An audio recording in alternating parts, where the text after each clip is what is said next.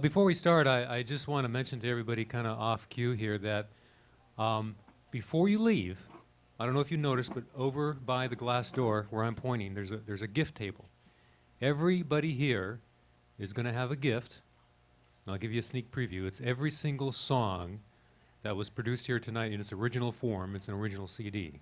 Everyone has one over there. There's a bow on there. They're all silver bows, except for someone who has a gold bow. Won't tell you who it is.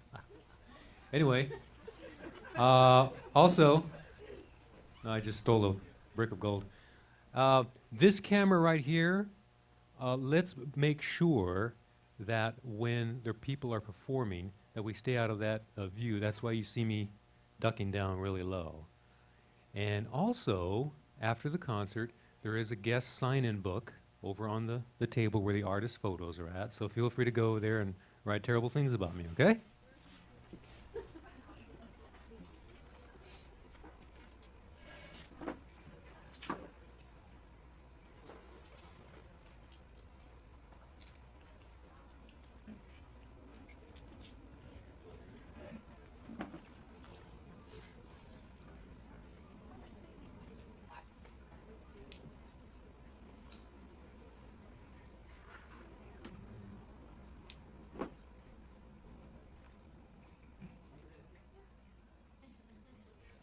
Welcome back, everybody. Hope you enjoyed the coffee and desserts. And once again, thank you for honoring us with your presence tonight for 10/26/02. And we want to give a warm thanks to Artie Deason, to Eileen Sonny Ochoa, James Gray, Mike Stevens, and John Jones for their wonderful interpretations of music. And hopefully their stories told with that music have inspired you and blessed you with and given you grace tonight. So let's continue with the balance of the evening. Once again, welcome to 10/26/02, a communion of music and song.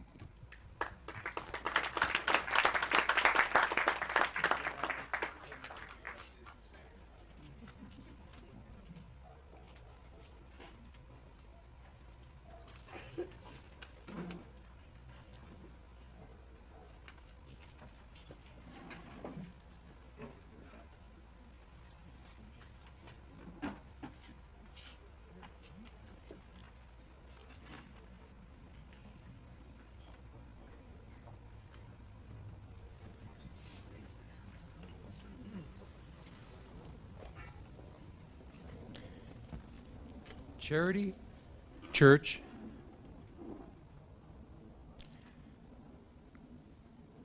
charity, church, and community. It doesn't always happen in that order, doesn't it?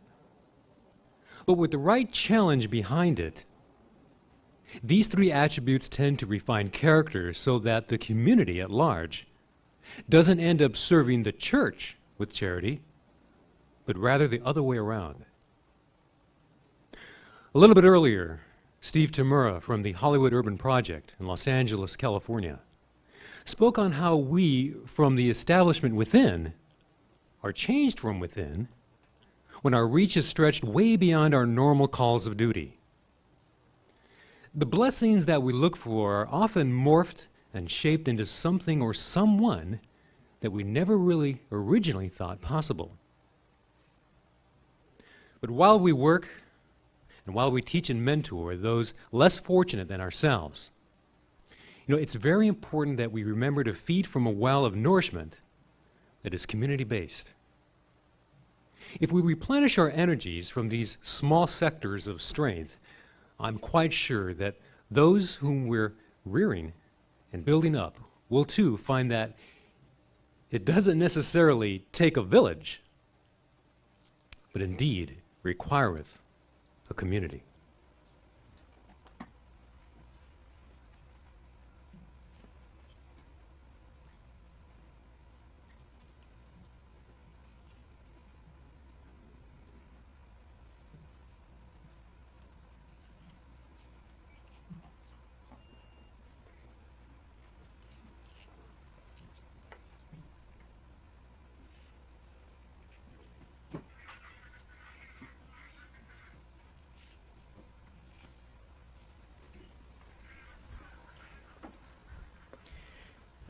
As the theme for this evening is communion, I was thinking about a line from Henry Nouwen about how in all the ambitions that we have, when we seek to win an honor, when a person seeks to graduate with great grades, or an Olympic competitor seeks to win a medal, when all of us in so many different ways try to win some distinction, in some way, what that really is, what the person really wants, is in some way a kind of communion, because what they really want is not necessarily the distinction of an achievement, but they want to belong, they want to matter, they want to know that somewhere there is a place for them.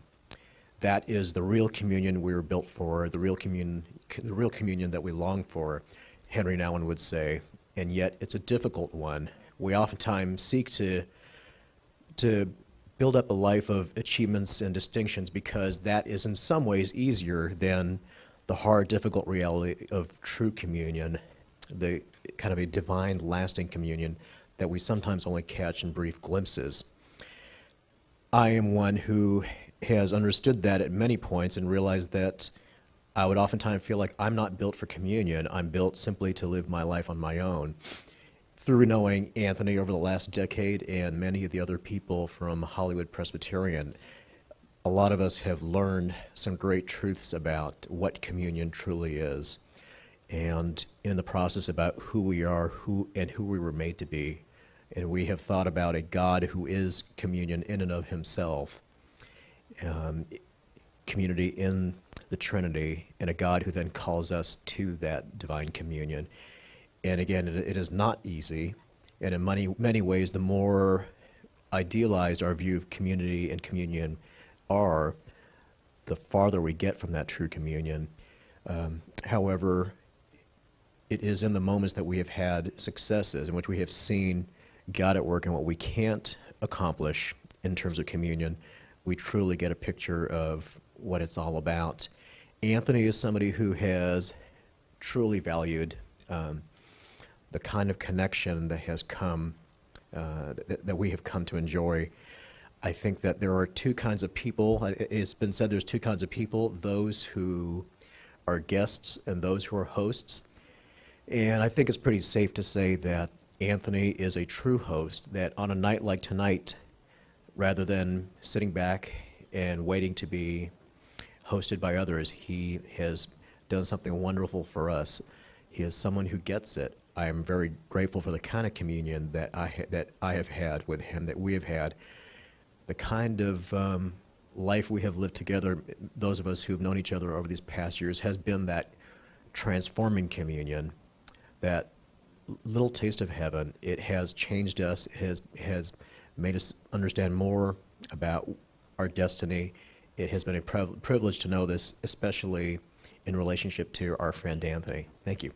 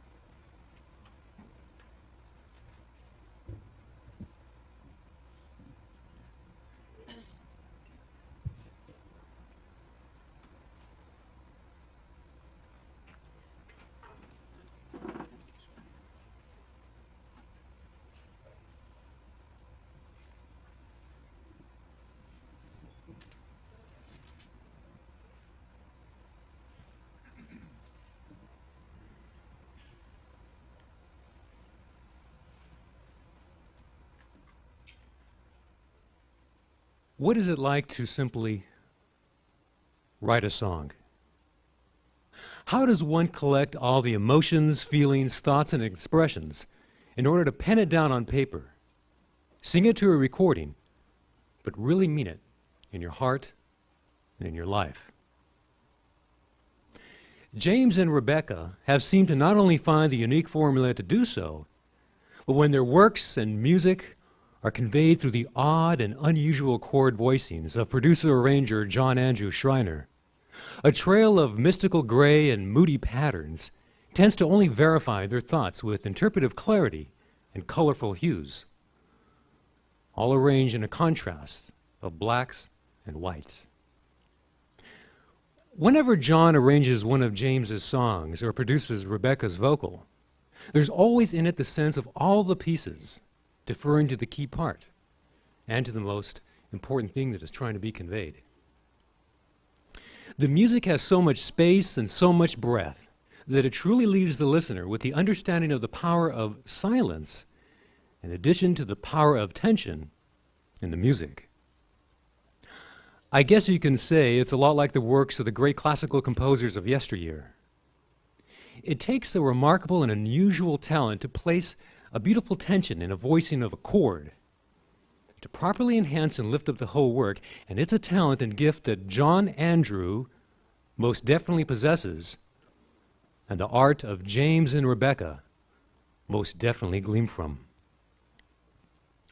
So in the end, the collaboration of Schreiner with James and Rebecca on their two recording projects have left a big old world of thoughts, lyrics, poetry, songs, and music with a very humble page included in the chapter of life under the heading, One Small Musical Gift.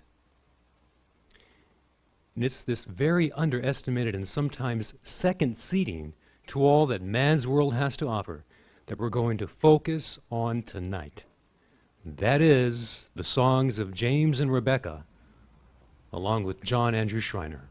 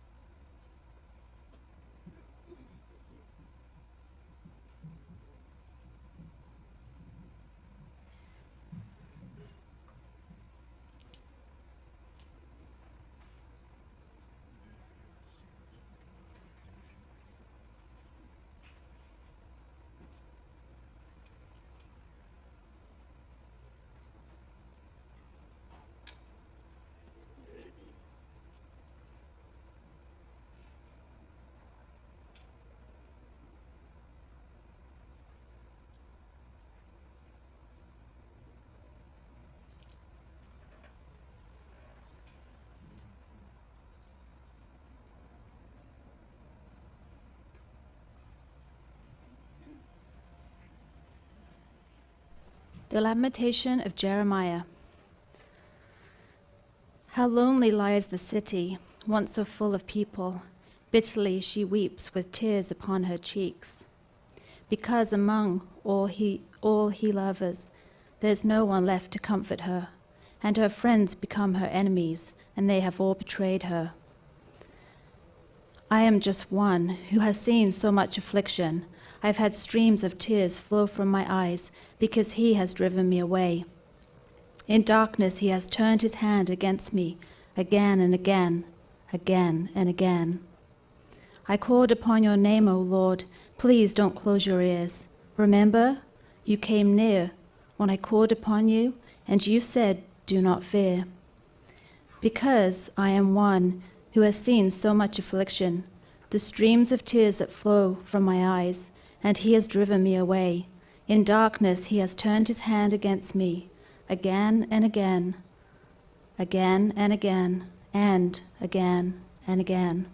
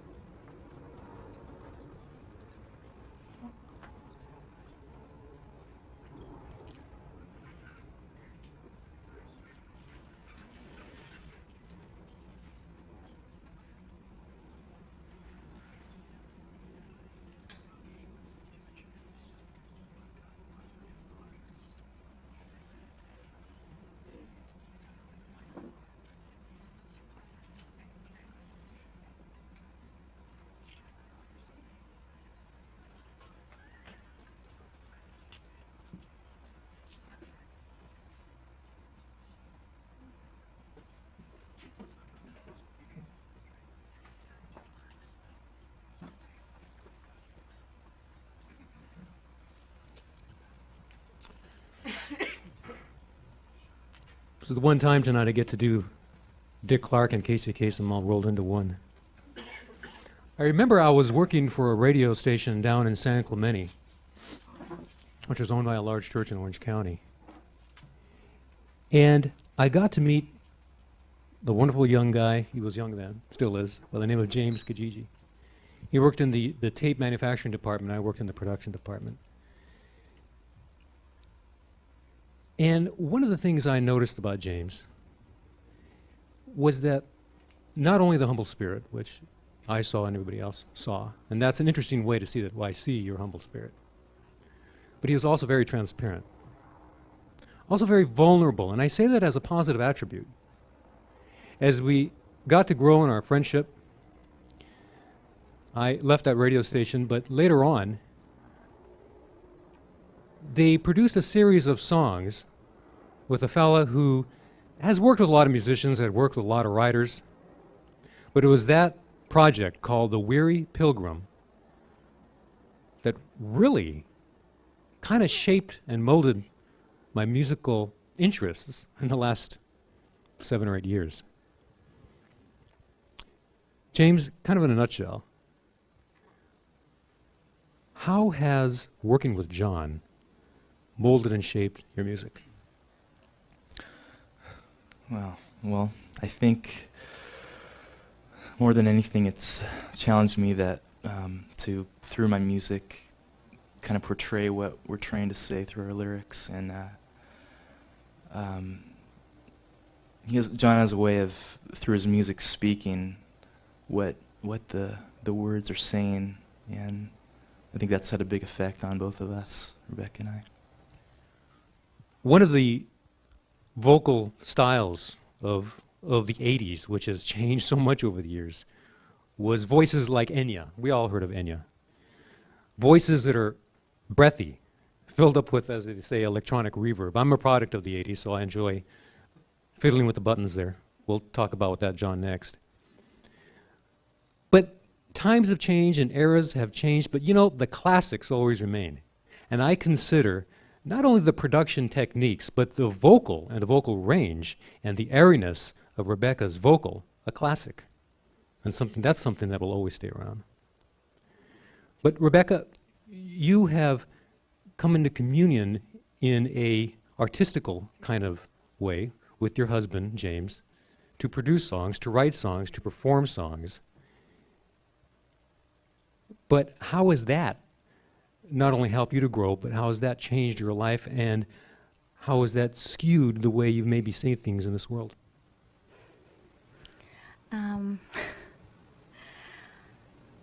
I think more than anything, through James's relationship with the Lord, and that coming out in his music and his heart and in his service to me as his wife, has caused me to soften as a person.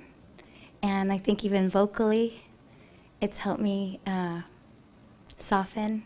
And just to have that freedom he allows me to have when I sing, and to sing unto the Lord, it's caused me to grow and a depth to take place. And I think the biggest blessing about being able to sing with my husband and to lead worship with him is just that we've gotten into such a tight lock as far as being able to, as you can tell, I missed my intro. And normally, if we were just singing by ourselves at church or whatever, he would just totally cover that for me. And we just are a team, and that's really, it's safe. It's a safe thing. And so that gives me the freedom to kind of step out and try new things. And I feel very safe and comfortable when I sing with him and lead worship with him. And that's helped develop my own ministry as well.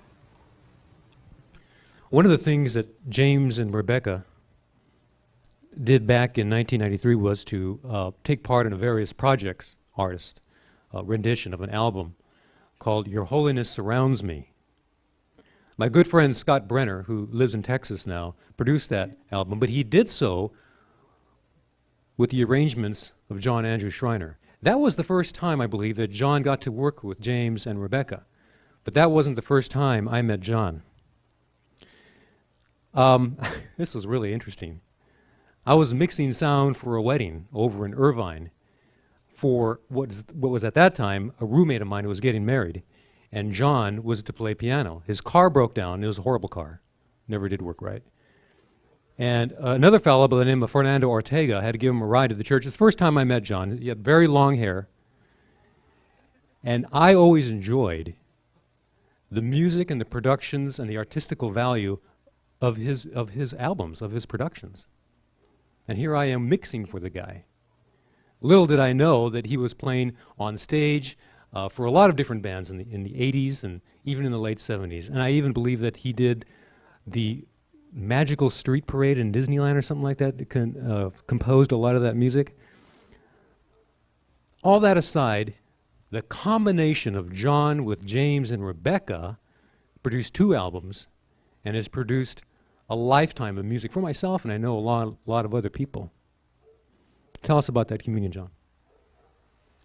Working with James and Rebecca? I had a cassette of a couple of their songs. I don't know how I got it, but I sent it to you. Yeah. figures. And I remember I was in a horrible mood. Those of you that work in Christian music or parachurch groups and things know how lousy it can be sometimes when you get cold to the things of God, and it gets frustrating during the week. And I was on my way to church, and I put this cassette on that I'd been given, and I heard it. I started crying. It touched me so much, and I just couldn't get over it. So when you came up to my church or something, right? And I saw them, and I think I expressed that I wanted to be able to work with them in some capacity. because to me, it's very hard to get around musically and do things dishonestly and have it be anything that lasts for a while. And lots of styles come and go, and it's the personality, the heart of the person, whether they're boastful or arrogant or whether they're humble or whatever, or that I think people remember. And I think James and Rebecca's music is an expression of who they are, and it's not phony, and that affected me so much. And I wanted to work with them just to have a chance to be around and work on music that I could feel like this is not trying to put a religious face on anything, but it could come before God and also the community of believers with something that's honest and enjoyable. Something that's honest and enjoyable is something that I call the music of James and Rebecca, along with John Andrew Schreiner.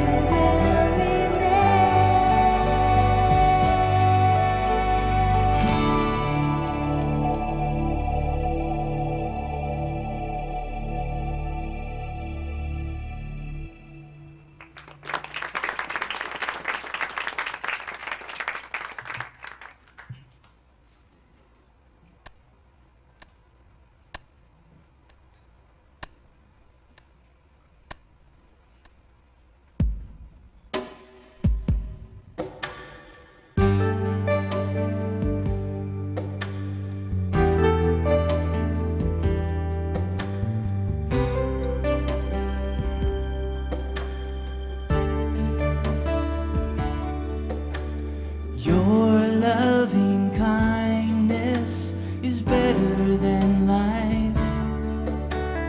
My lips will praise you in the morning light.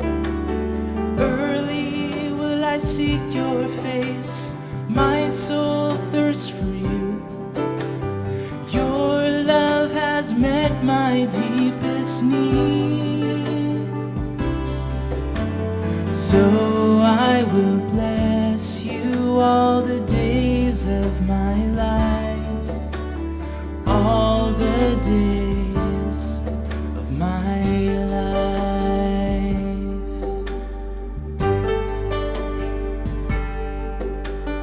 Your loving kindness is better than life. My lips will praise you in the morning light. Early will I seek your face, my soul thirsts for you. Your love has met my deepest need. So I will bless you all the days of my life, all the days of my life.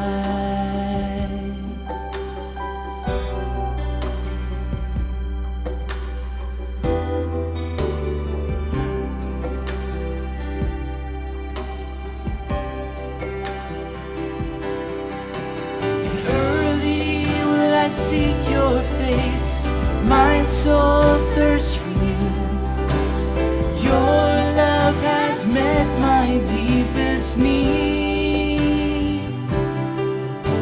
So I will bless you all the days of my life, all the days of my life. I will lift my hands up in your name, and I will give you praise all the days of my life. I will lift my hands up in your name, and I will give you praise all the days of my life.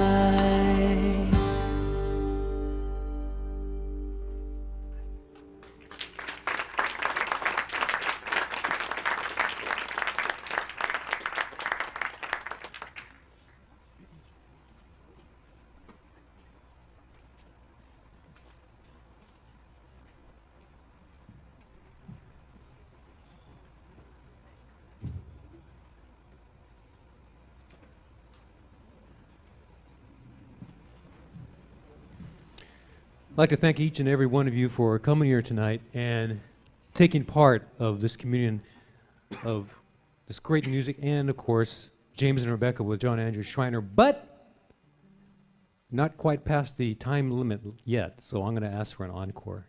Can we hear one more song from James and Rebecca? Can we do that? This last song is the one that they did when they met John Andrew. And they also met a guy who played earlier, Mike Stevens. Come on up, Mike.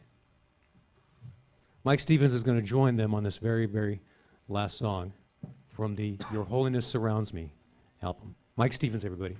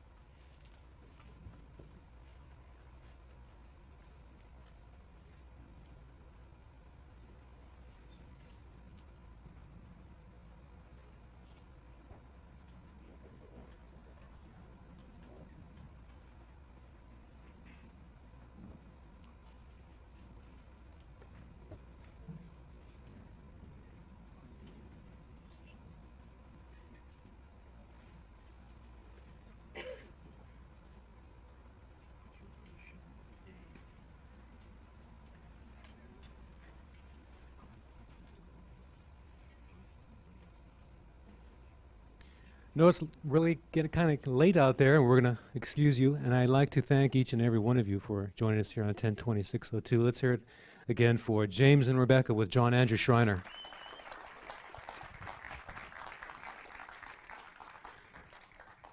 Not only did I, of course, put this thing together tonight, but a lot of great people did. They didn't work alongside me every day for the last year, but amongst the emails and telephone calls and the badgering on the voicemail day and day, wasn't that right, Mike Stevens? Always badgering him, that's right. That's why he plays so good.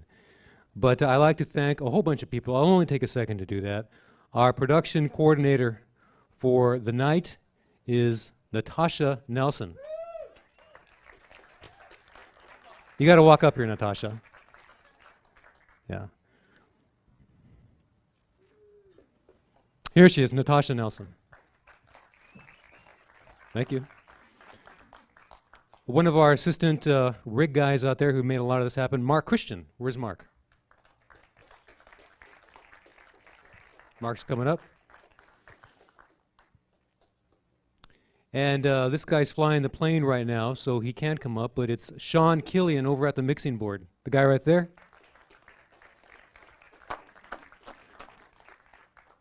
Co-pilot, or pilot maybe, Jim Darrell over at the Lighting Council. Great lighting from Jim Darrell. My live-in partner, we were roommates only. Craig Taylor. This guy's great. Where's Craig?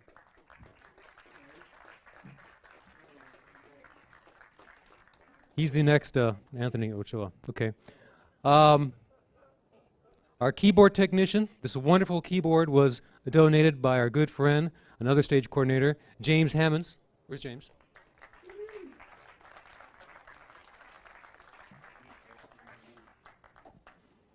The guy that is watching all the tape machines, all the multiple tracks back there, Adam Ramsey.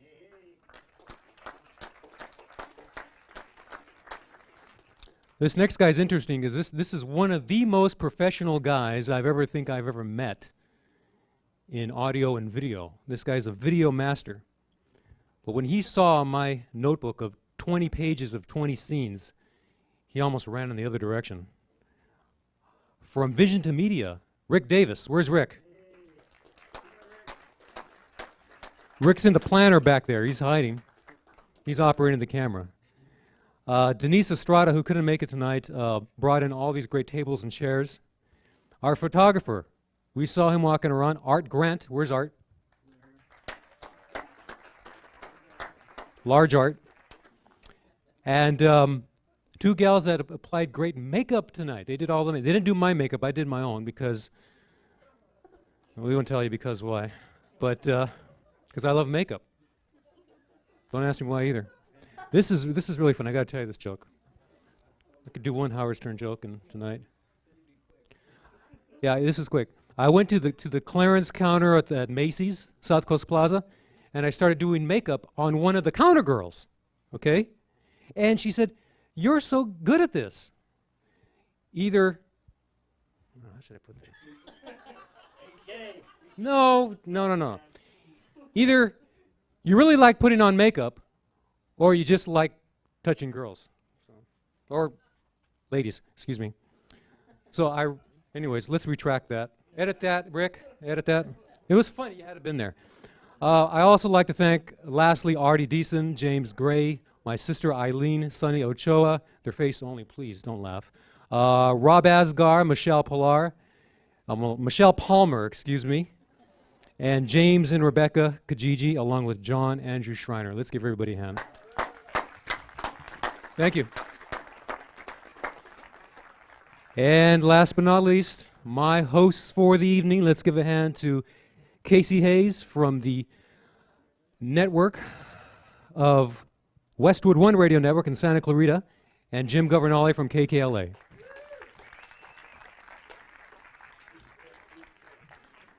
Jim's been on his great behavior tonight, but Casey has been dying to roast me, so. Happy birthday, buddy. Thanks. You know, me and Casey were once roommates too. We were roommates back in 1989, and yes, he does enjoy makeup. And hair, too. And I'm glad I got out of there. Thank you very much. That's But true. thank you for a beautiful friendship. Yeah, you're welcome.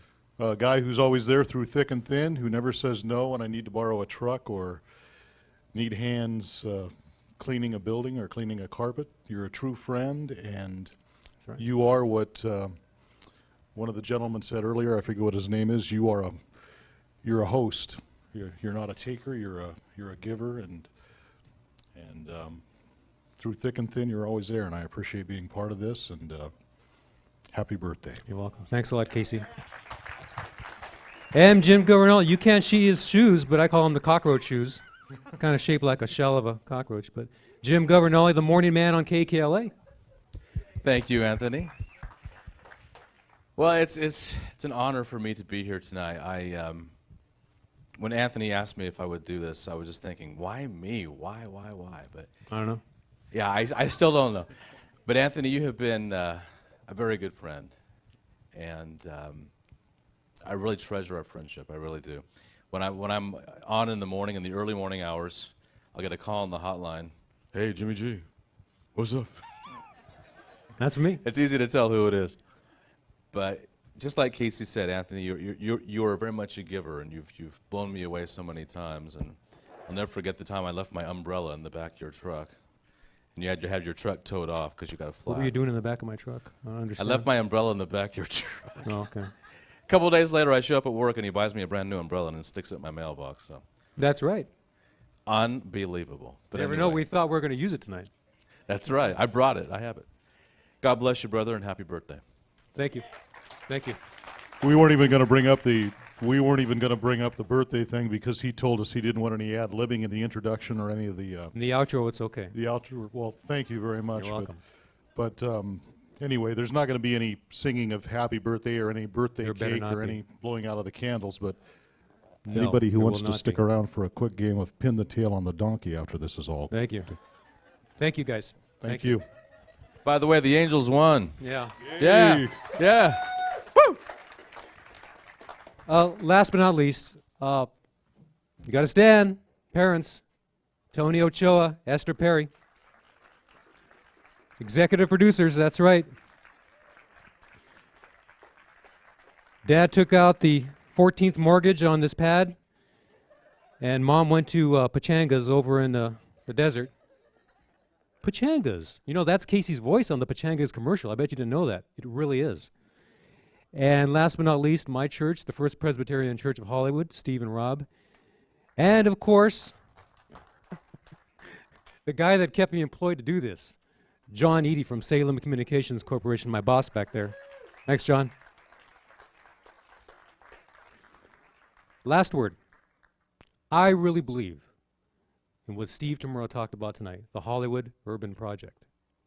Over on the artist table, where all the artist photos are, there are 4 CDs of James and Rebecca's album, The Weary Pilgrim. For the first 4 that goes over and takes a pamphlet from the Hollywood Urban Project. You don't have to write a check. You don't have to endow them, your house. But just take a pamphlet and take a free CD. Thank you very much.